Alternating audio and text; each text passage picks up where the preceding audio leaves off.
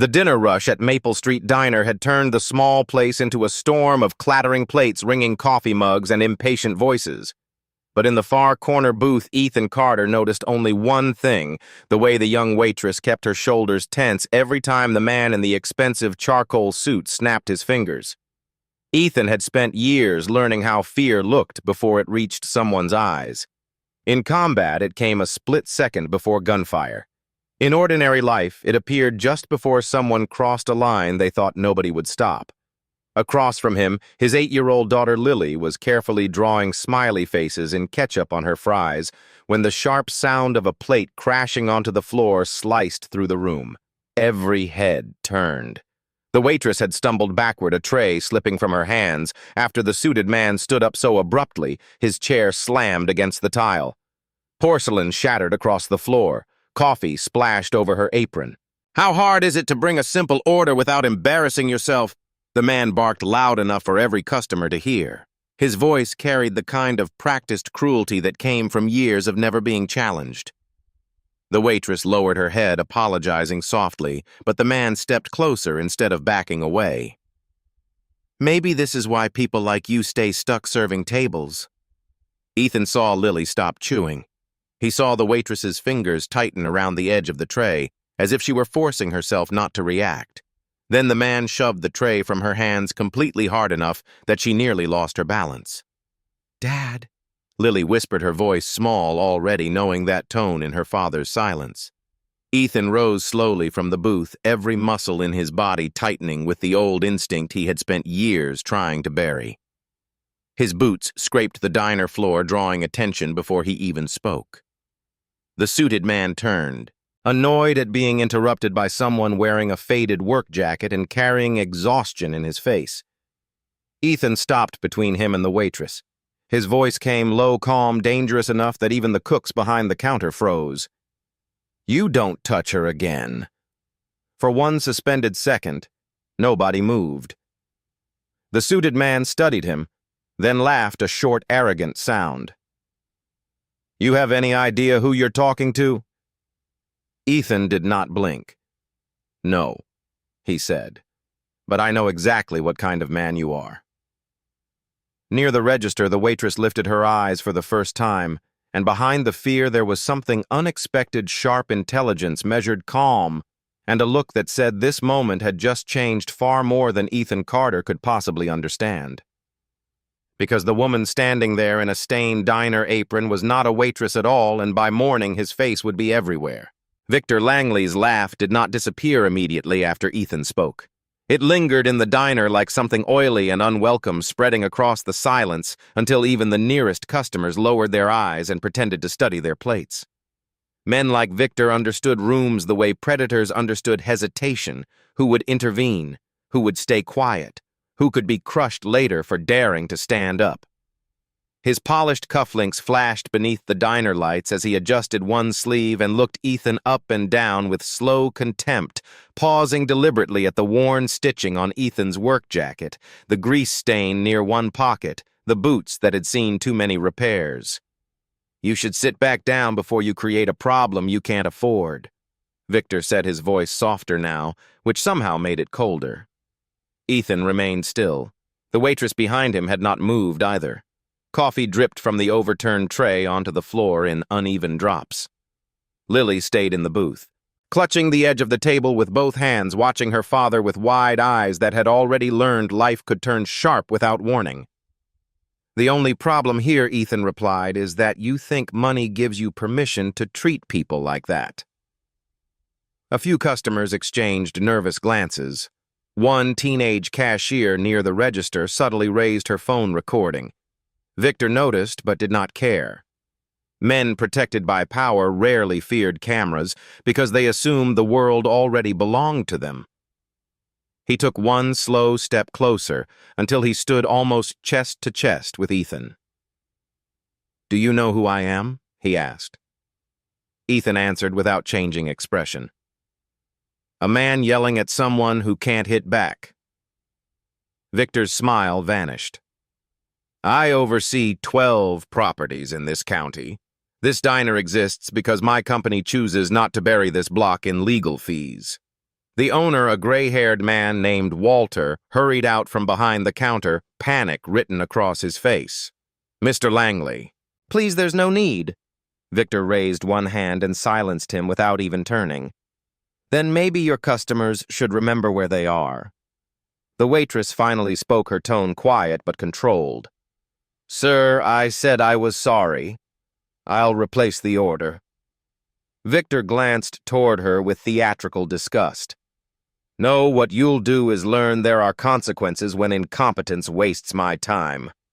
He reached toward the front of her apron as if to yank off the name tag pinned there, and Ethan's hand caught his wrist before contact. Fast, precise, instinctive. The movement happened so quickly half the diner gasped before understanding what they had seen.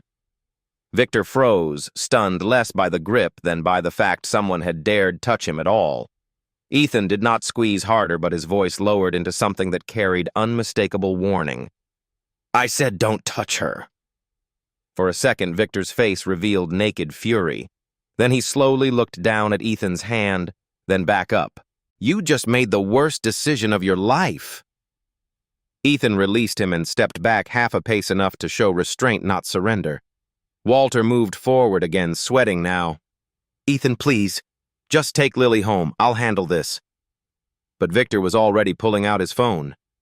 "No," he said. "We'll all handle this." He dialed someone and turned slightly away, though his voice remained loud enough for everyone to hear. "Martin, cancel tomorrow's delivery contract for Carter Refrigeration. Effective immediately." Ethan's eyes narrowed. "What?" Victor ended the call and looked almost amused now. "You service 2 of our regional kitchens, don't you?" "Not anymore." Lily slid from the booth, frightened now. "Dad." Ethan felt something cold hit his chest. Those 2 contracts covered nearly half his monthly rent. Walter looked horrified. "Victor, that's not necessary. Everything is necessary when people forget their place."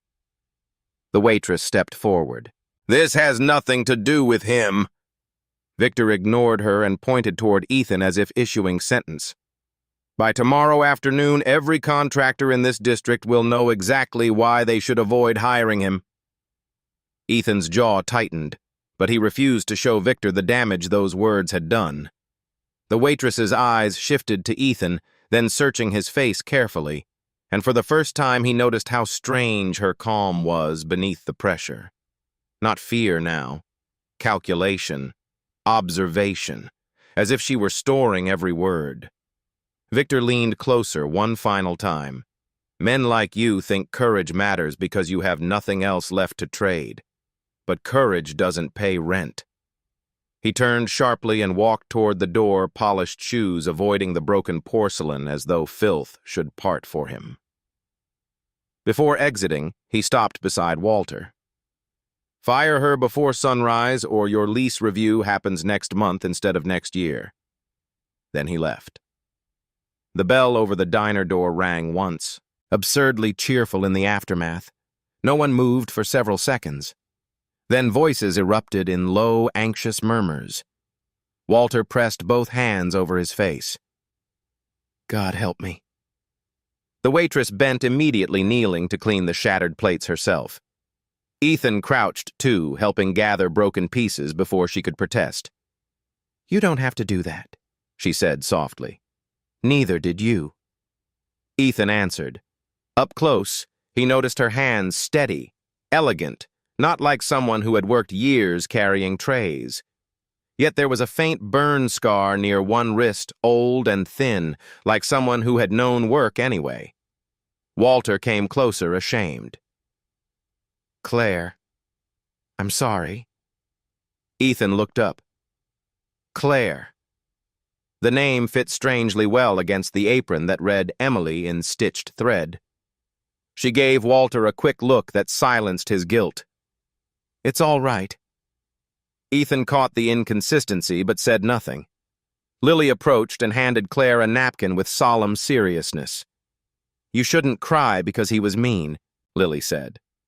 Claire blinked, surprised, then smiled faintly, the first genuine expression Ethan had seen on her face. I wasn't planning to. Good, Lily said. My dad gets mad when people are mean. That nearly made Ethan laugh despite the knot in his chest. Walter cleared his throat awkwardly. Ethan, about those contracts. Ethan stood slowly. Say it. Walter hated himself for what came next. Victor owns half the commercial leases around here. If he calls people, listen. Ethan nodded once. He had expected nothing else. Claire rose too, tray forgotten. This happened because of me. No, Ethan said. It happened because men like him think nobody pushes back. Claire studied him carefully. Still, I'm sorry. Ethan glanced toward Lily, then toward the dark diner windows where rain had begun streaking the glass. Sorry doesn't cover groceries. He regretted the harshness immediately when he saw her expression shift, not offended, but thoughtful, almost wounded by truth rather than tone. Walter stepped in quickly. Dinner's on the house tonight. Lily tugged Ethan's sleeve. Can we still get pie? The ordinary innocence of the question cracked tension in the room, just enough that Walter nodded quickly. Yes. Pie, too. Claire looked at Lily and then at Ethan again. You shouldn't have stood up if you had that much to lose. Ethan answered while sitting back down, though he no longer felt hunger. Some things cost more if you stay seated. Claire absorbed that in silence. 10 minutes later, while Lily ate pie and the diner slowly returned to uneasy normal, Ethan's phone vibrated 3 times. First message, contract suspended pending review. Second, tomorrow's emergency service canceled. Third, unknown number. We heard what happened tonight. Don't call again. He stared at the screen pulse hard in his neck. Victor had moved faster than expected. Across the diner, Claire saw the change in his face. She asked quietly, Already? Ethan slid the phone into his pocket. That man works efficiently when punishing people. Claire folded a towel, slowly, gaze unreadable now. Then maybe he's punished the wrong one this time. Ethan looked at her, puzzled by the certainty in her voice, but before he could ask another customer, walked over holding up his phone. You should know, the man said awkwardly. Someone posted the video. Ethan took the phone. There he was, standing in front of Claire Victor's voice, audible Lily, visible in the booth behind him. The caption already spreading beneath it read, Local veteran threatens executive during public outburst. Comments were multiplying by the second. Some praised him. Others called him unstable. Some recognized Victor immediately. Ethan handed the phone back without expression, but inside he felt the first real warning that tonight was not ending inside this diner. It had only begun. Outside, a black sedan remained parked across the street longer than necessary, engine running unseen by most of the customers. Claire noticed it through the rain. Her face changed almost imperceptibly. She removed the fake name tag from her apron and slipped it into her pocket. Ethan caught that too. Emily, he asked. She met his eyes for 1 second too long before answering. Temporary name. Why use one? Her answer came calm, careful, impossible to read. Because sometimes the truth tells you less than disguise. Then the sedan's headlights brightened, and Claire knew Victor had already made another call, one that had nothing to do with dinner, and everything to do with what Ethan Carter had just stepped into without realizing whose war he had entered. Ethan barely slept that night. By dawn, the rain had stopped, but the silence inside his small rented house felt heavier than the storm had. The kitchen table was covered with unpaid bills. Lily's school drawings and the old service notebook where he still wrote every contract by hand because he distrusted apps that failed when people needed them most. At 6:14 in the morning, his phone rang before he had even finished making coffee. It was Mrs. Donnelly, owner of the bakery he serviced every second Tuesday. Her voice sounded apologetic before she spoke a single word which told him everything. Ethan. I'm sorry. My landlord called before sunrise. He said if I keep using you, my lease inspection gets moved up. Ethan leaned one hand against the counter and stared at the cracked tile floor. You don't need to explain. You're a good man. Good doesn't fix compressors, he answered quietly, then ended the call before sympathy could become harder to bear than insult. By 7:30, 3 more cancellations arrived. By 8, the video from the diner had crossed local news pages. The headline had changed again: Former Marine confronts corporate executive in heated restaurant incident. Someone had found an old photo of Ethan in uniform. Someone else had found an article about his honorable discharge after a combat injury. By 9, the comments had become uglier. Anger issues. Another unstable veteran. Where was security? He turned the phone face down when Lily walked into the kitchen in her school uniform backpack hanging from one shoulder. Are we still okay? She asked softly, because children always knew when adults lied before breakfast. Ethan forced a smile that did not reach his eyes. We're still standing. Lily studied him unconvinced. That means no. Before he could answer, a black SUV slowed outside his house, idled for 3 seconds, then drove away. Ethan noticed the tinted windows. He said nothing, but his military instincts filed it away immediately. After dropping Lily at school, he headed to his first remaining service job across town, only to find the gate locked and a printed notice taped to the fence: contract terminated. No signature, no explanation, just finality. He crumpled the paper in one fist and turned, when another vehicle rolled into the lot, a silver sedan he recognized from the diner parking lot. Claire stepped out wearing dark jeans, a simple beige coat, and sunglasses, looking nothing like the waitress from the night before, except for the same measured calm in her posture. Ethan stared at her, irritation rising before gratitude had a chance. You tracked my address? Claire removed the sunglasses slowly. Your truck has your business name painted across the side. So now what? More apologies. No, she said. A warning. Ethan crossed his arms. I've had enough warnings for one day. Claire looked toward the empty street before speaking. Victor Langley doesn't stop after humiliation. He escalates until people either submit or disappear from his way. Ethan gave a short, bitter laugh. I noticed. The SUV outside your house, she asked. His expression hardened. That was him. Probably security contractors he uses when intimidation needs distance. Ethan stepped closer. Who are you, really? Claire did not answer immediately. Instead, she looked at the termination notice in his hand. How many contracts did you lose this morning? 6. And by noon, you'll lose more. You talk like you know his schedule. I know his methods. Ethan's jaw tightened.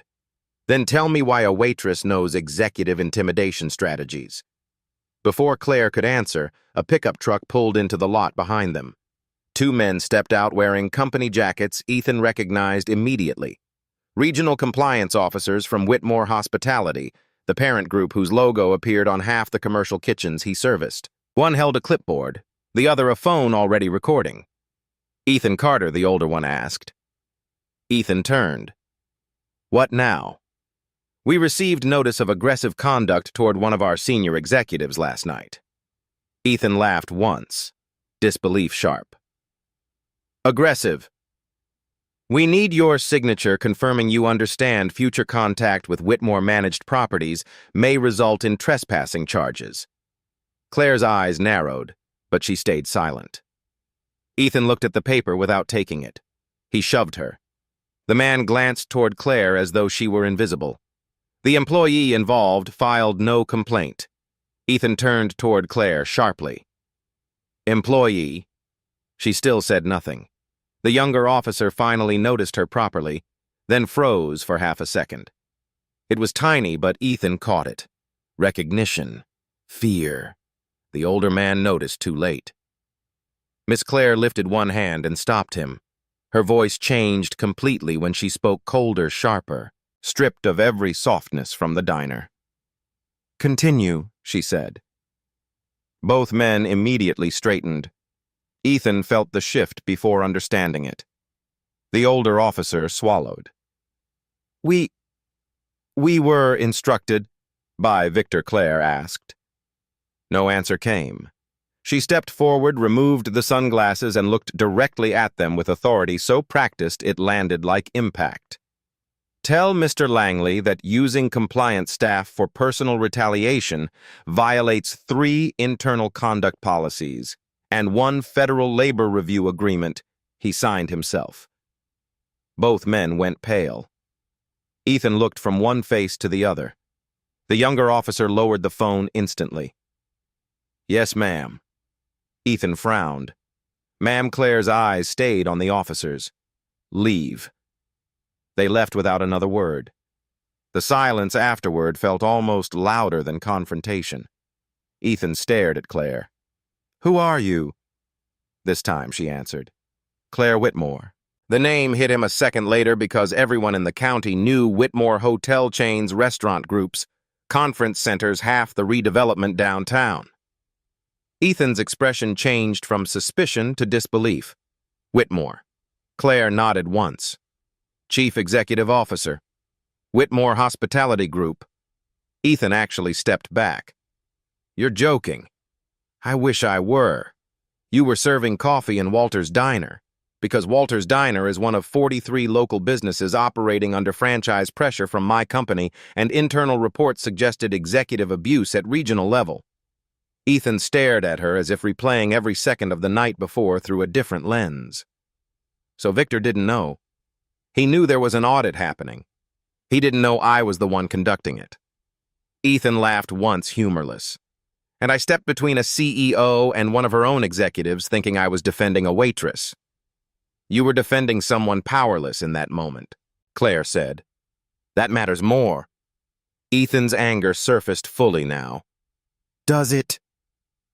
Because this morning my business is bleeding and my daughter still needs rent paid while your board probably discusses damage control over breakfast. Claire accepted the blow without flinching. That's why I came before noon. Why noon? Because Victor has already scheduled a press response. Ethan's phone vibrated exactly then. Claire looked at it but said nothing. Ethan opened the message. A local news alert: Whitmore executive claims veteran threatened staff during alcohol-fueled incident. Ethan looked up slowly. Alcohol. He's moving faster than I expected, Claire said quietly. He's building a narrative before I can stop him. Ethan folded the phone shut. And where exactly do I fit in your corporate war? Claire's answer came low and honest for the first time. You weren't supposed to. Before he could answer, another car approached fast.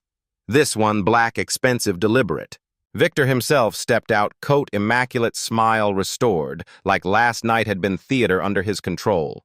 He looked first at Claire, then Ethan, then the termination notice on the ground. Well, Victor said, now, this is disappointing. Ethan instinctively moved half a step forward, but Claire raised one hand slightly without looking at him. Victor ignored it. Claire, if you intended secrecy, perhaps don't reveal yourself in industrial parking lots. Ethan looked sharply at her. Victor continued, amused. And you, he said to Ethan, must feel special. A full executive escort this early. Ethan said nothing. Victor adjusted his cufflinks exactly as he had in the diner. Let me save everyone time. The board already received your audit summary, Claire. Half of them believe your methods damaged investor confidence more than any internal complaint I ever could. Claire's expression remained unreadable, and half Victor smiled. Half are waiting to see whether your judgment includes protecting unstable men with public anger problems. Ethan took one step forward now. Say unstable again. Victor welcomed the reaction. There it is. He turned slightly toward Claire. You see, cameras adore this. Claire's voice sharpened. Leave Victor. But Victor had not come to argue. He came to wound. By tonight, every parent at Lily Carter's school will know her father threatened a senior executive in front of a child. Ethan froze. Claire's face hardened instantly. You used school records. Victor shrugged. Public enough when contracts overlap with county donors. That was the moment Ethan's restraint almost broke, not from insult, but because Victor had spoken Lily's name. Claire stepped between them before the distance vanished. Her voice dropped into something dangerous enough that even Victor recalculated. If you drag his daughter into this again, I will personally sign the internal criminal referral. Victor looked at her for a long second, then smiled with that same poison-polished calm. Then perhaps you should decide whether he is worth the board seat you're about to lose. He returned to his car and left. The sound of tires faded.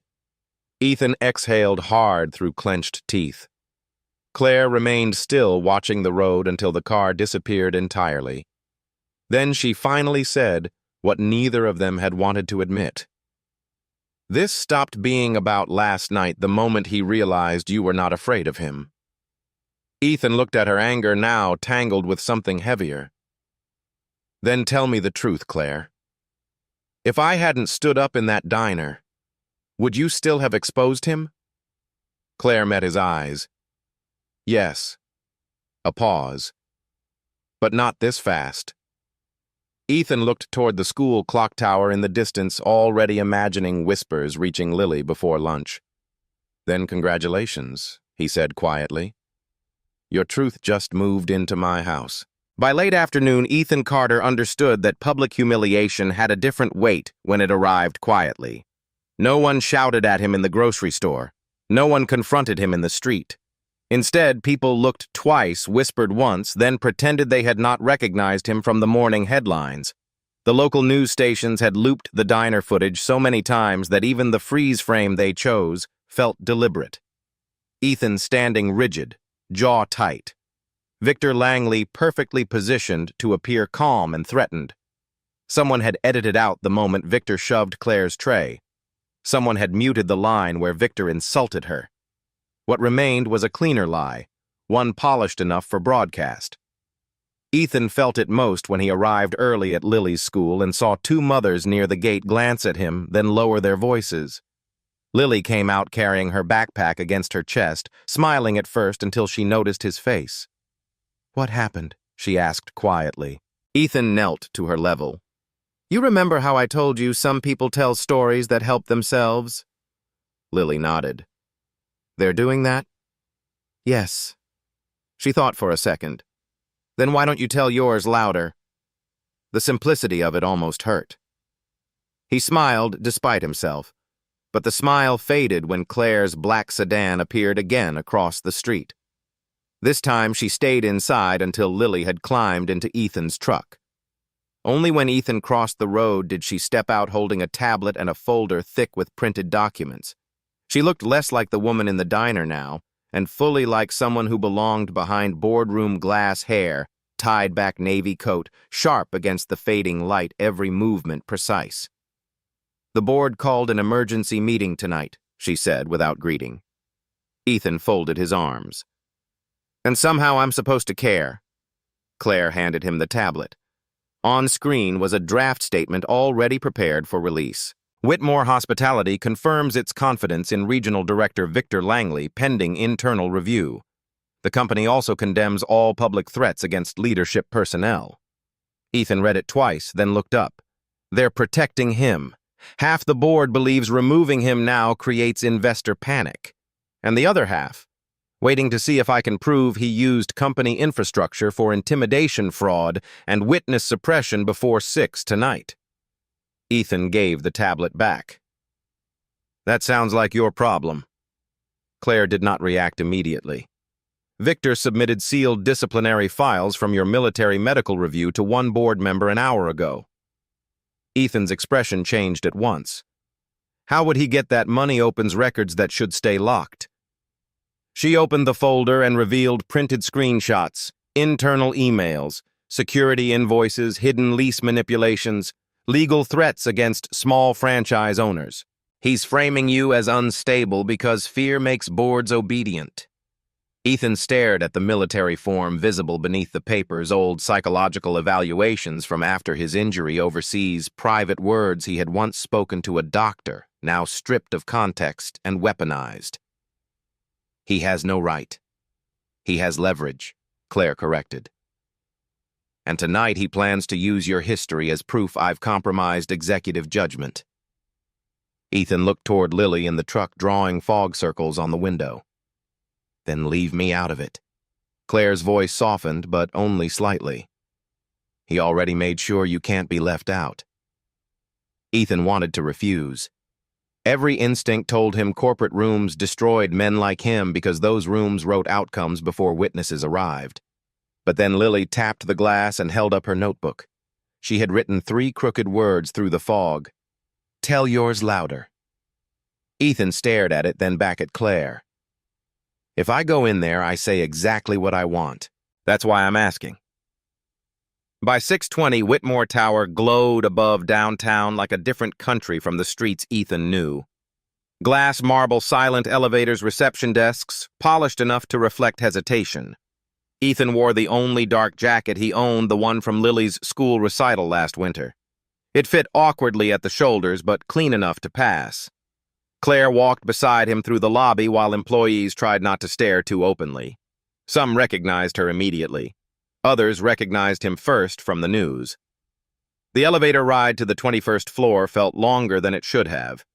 Ethan watched floor numbers rise while Claire reviewed her notes without speaking. Finally, he asked, "Why disguise yourself in a diner if you could fire him with one email?" Claire kept her eyes on the folder. Because people hide truth when they know authority is watching. They reveal it when they believe nobody important is listening. And what did you hear? Claire looked up only when the elevator opened. Enough to know Victor built a private empire inside mine. The boardroom doors were already open. Inside sat 12 people around a long, polished table, most older dressed in muted wealth, each with tablets open and legal counsel nearby. At the far end sat Victor Langley, relaxed one ankle over one knee, as though hosting rather than defending. He smiled when Ethan entered exactly as expected. "Well," Victor said loud enough for everyone, "the guest star arrives." Several board members visibly stiffened. One woman near the center removed her glasses and whispered to another member. Claire did not sit immediately. "Before anyone speaks," she said, "all unofficial press drafts regarding this case are suspended." A gray-haired chairman answered first. "Claire, that depends on whether tonight clarifies or worsens exposure." Victor leaned back. Exposure worsened when our CEO brought a civilian confrontation into corporate governance. Ethan said nothing yet.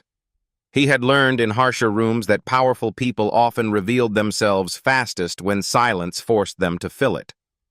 Claire connected her tablet to the main screen. Documents appeared, lease diversions, security contractor payments, shell reimbursements. Regional intimidation payments routed through vendor maintenance accounts, she said, signed under Victor Langley's authorization. Victor did not blink. Necessary asset protection. Another document appeared, lists of franchise owners pressured after filing complaints. Walter's Diner was there. Bakeries, cafes, independent restaurants. Ethan recognized names from his canceled contracts. Claire continued. 43 businesses threatened through lease acceleration if they reported labor abuse. Victor finally leaned forward.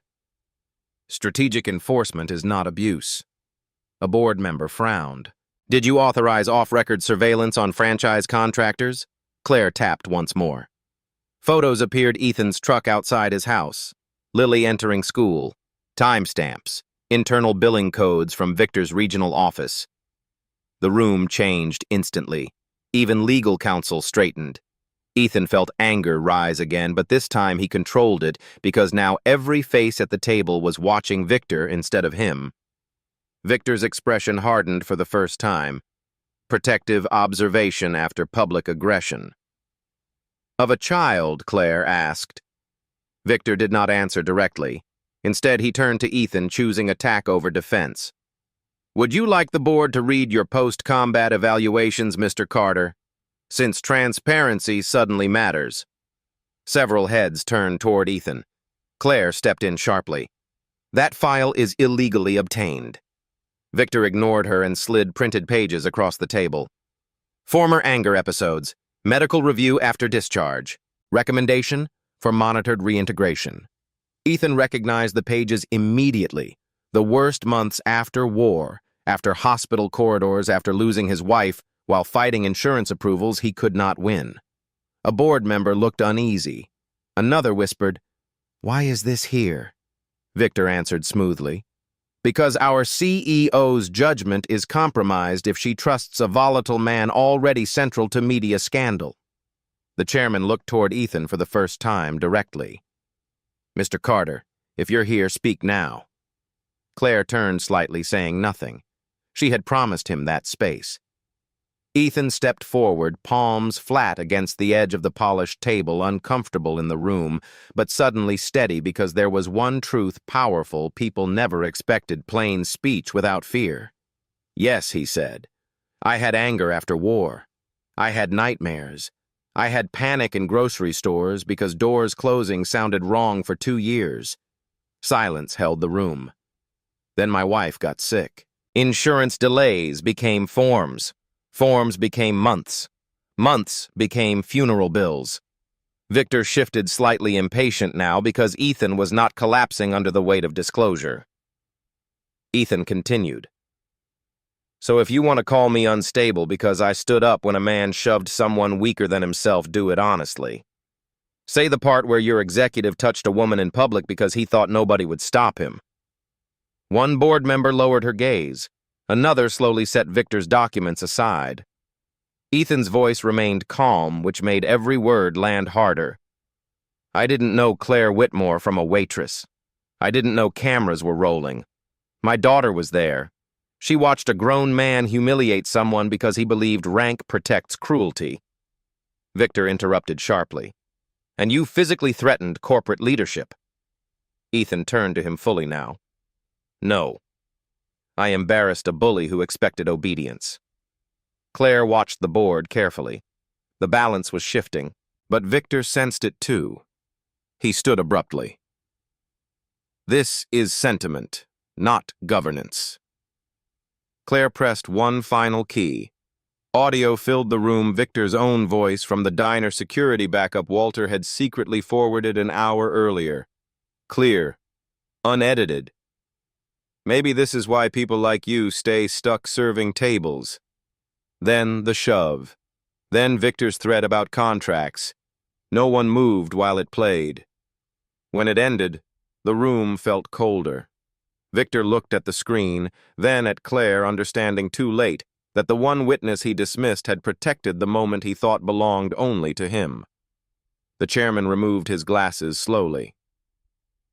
"Victor, did you retaliate against private contractors this morning?" Victor tried once more. "Operational decisions under yes or no." The chairman cut in. Victor looked around the table and finally saw what Ethan had seen years ago in military tribunals: the moment a room decides someone is now expendable. Claire spoke quietly, almost without emotion. "He also signed the healthcare contract withdrawal 12 years ago that removed emergency support coverage from county hospital partners." Ethan looked at her sharply. She continued, eyes on Victor. "Including the program that denied rapid approval in your wife's case." The blow landed deeper than anything before it. Ethan stared at Victor as if the room vanished around him. Victor's face lost composure for the first time completely. That policy came from legal cost reduction. Ethan's hands tightened against the table edge until his knuckles whitened. "You signed it?" Victor said nothing. The chairman stood. Security. The word ended everything. 2 corporate security officers entered almost immediately. Victor looked around once, still trying to calculate escape through authority, but authority had already abandoned him. As they approached, Ethan finally spoke one last time, not loud, but enough for the room to hold it. "Power doesn't create character. It only removes the mask." No one answered because no one could improve the sentence after what they had just watched collapse. Outside, the glass wall behind the boardroom city lights stretched across the darkening skyline, and for the first time that day, Claire allowed herself one slow breath, because the scandal had finally exploded, where Victor believed he controlled every outcome, and the man he tried hardest to humiliate had become the voice the room trusted most. Victor Langley was escorted out of the boardroom without another word, but the silence he left behind remained heavier than any argument that had happened inside it. No one rushed to speak after the doors closed. The board members who had spent years protecting numbers now stared at the evidence on the screen, as if seeing their own company for the first time, without polished reports hiding the cracks. Clare Whitmore stood near the head of the table, shoulders straight, yet the exhaustion in her eyes had finally surfaced. The chairman cleared his throat and quietly announced an emergency suspension of all regional contracts tied to Victor's office, a full audit of every intimidation complaint, and immediate protection for affected franchise owners. Ethan listened, but the room already felt distant. The only thought in his mind was Lily waiting at home, probably awake far past bedtime because she never slept well when he came home late. When Claire stepped out into the hallway a minute later, she found him standing by the window overlooking the city, both hands in his jacket pockets, staring down at the traffic far below. "You were right," she said softly. Ethan did not turn immediately. "About what?" "Some things cost more if you stay seated." That made him glance at her, and for the first time since the diner, neither of them needed to defend anything. Claire held out a folded envelope. "Walter asked me to give you this myself."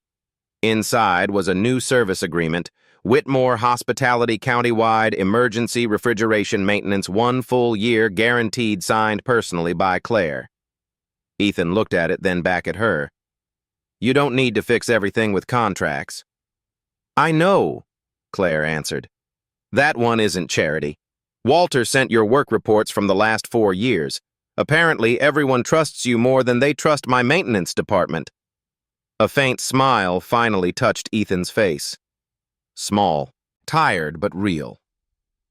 Later that night, Claire drove with him back to Maple Street Diner.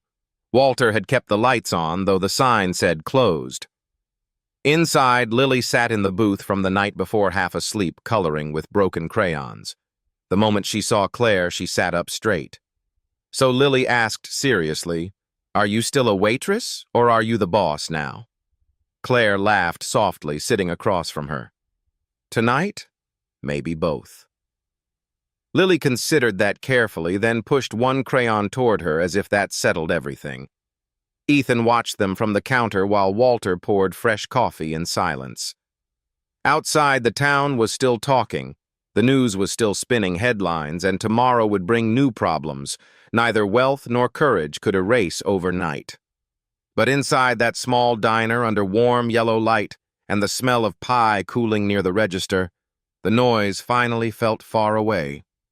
For the first time in a long while, Ethan did not feel like life was waiting for the next blow.